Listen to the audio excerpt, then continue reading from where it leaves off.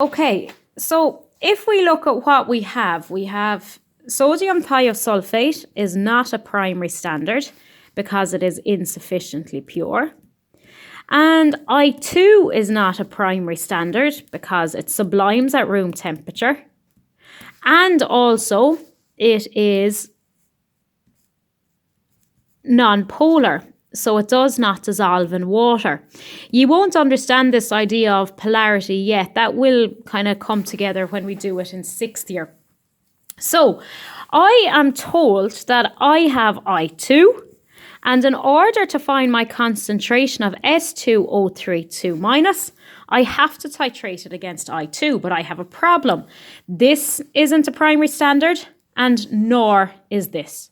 So what I have to do is I have to titrate it against something that I can accurately find the concentration of. And the one that I'm going to use is potassium permanganate KMNO4.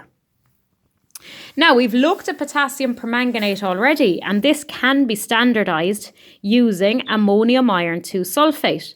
Once I do that, I know my exact concentration of potassium permanganate.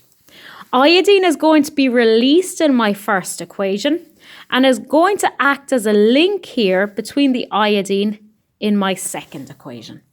So just if we look at the balanced equations, I have 2MnO4 minus plus 10I minus plus 16H plus, and that goes to 2Mn2 plus 5I2 plus 8H2O.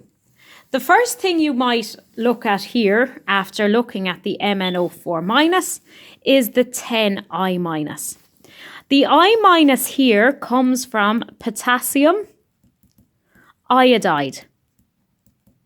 And that has a formula of Ki. And again in this, the K doesn't take part in the reaction, so I'm just left with my I minus.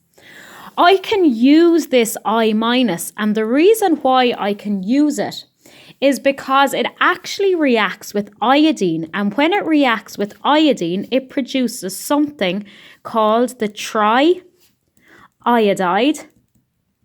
ion, and that behaves identically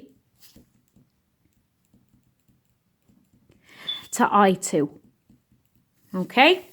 So when I'm doing this reaction, I'm going to have potassium permanganate, and I'm then going to add in Ki.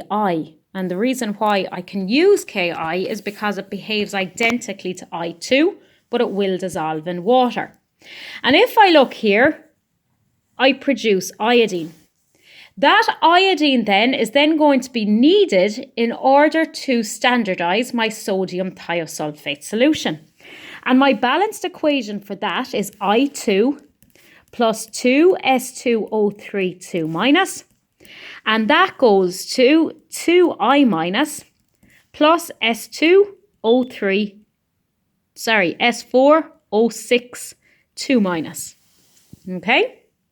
So if we just look at what we have here, this is my iodine, and it acts as a link down here as well to give me my 2S2O32 minus. So I have MnO4 minus, and that is in a ratio with I2 from my first equation. Okay, so MnO4 minus is to I2. And then it's also going to be in a ratio from my second equation of I2 is to S2O32 minus. If I look at my first balanced equation, MnO4 minus has 2. And if I look at my I2 over here, it's 5. If I look at my second equation, my I2 is 1. And my S2O32 minus is 2. Now, in order to get, and what I'm looking for here is my overall ratio of MnO4 minus to S2O32 minus. But if I look, I have to have my iodines as the same. And in this question, they're not. So I'm fine here, okay, 2 is to 5. But what I need to do is I need to get 5 iodines here So what I'm going to have to do is I'm going to have to multiply this entire second equation by 5. Okay, so I'll have 5I2. I'll then have 10S2O3 2 minus. That's the only one I'm really concerned with because that's what I'm looking at here for my ratio. So I will have 2:5. And now I have 5I2s in my second equation is to 10. Because my iodines now have the same number, my overall ratio is 2:10 or 1:5.